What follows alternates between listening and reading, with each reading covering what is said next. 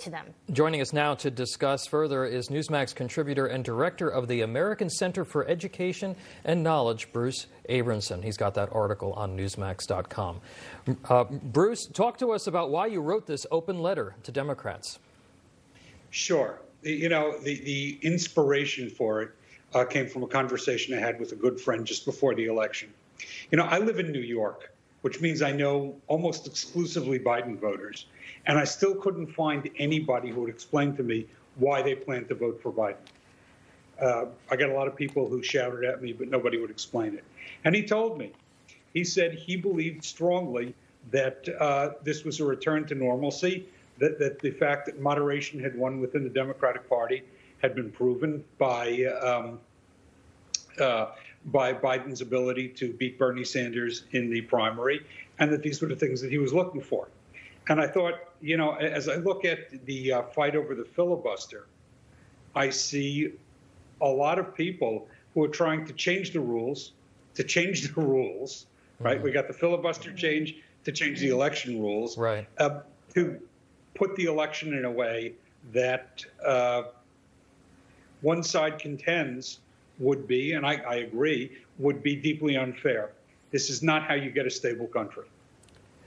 So I thought, let me reach out to these people who want stability, who wanted moderation, and see if I can get them to pay attention to what's going on. Bruce, yes. Those Democrats that you're talking to, and Heather and I, we were talking about, should they vote with their feet and sort of just send a message and say, we're going to leave the Democratic Party, we're going to become independents and send a message. But those people that you're talking about, are they being impacted by this critical race theory stuff that we keep on hearing, the constant charges of racism, systemic racism, anti-white racism that seem to be this constant message in today's Democratic Party? Do you think that that's moving them at all sort of away from the label? Well, I don't know if it's moving them away from the label. I think that there are a lot of these people, and I know them in New York, who are terrified of speaking up as they see the curricula at their kids' schools going downhill. I don't know if they're going to talk with their feet, but at this point, if they don't want riots ripping down their own streets, if they don't want to see a devolution of the structure of the country, they're going to have to stand up to preserve some of the rules. Have you heard from anybody in response to your op-ed? You know, I sent it to the friend who initially motivated it, okay. And he said he felt honored.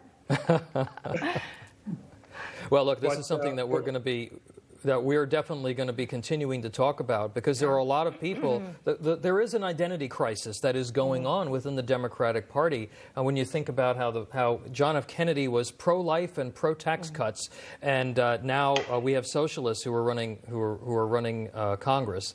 You know, this is a pivotal moment in American politics. Yeah. And Bruce, we appreciate it. It is.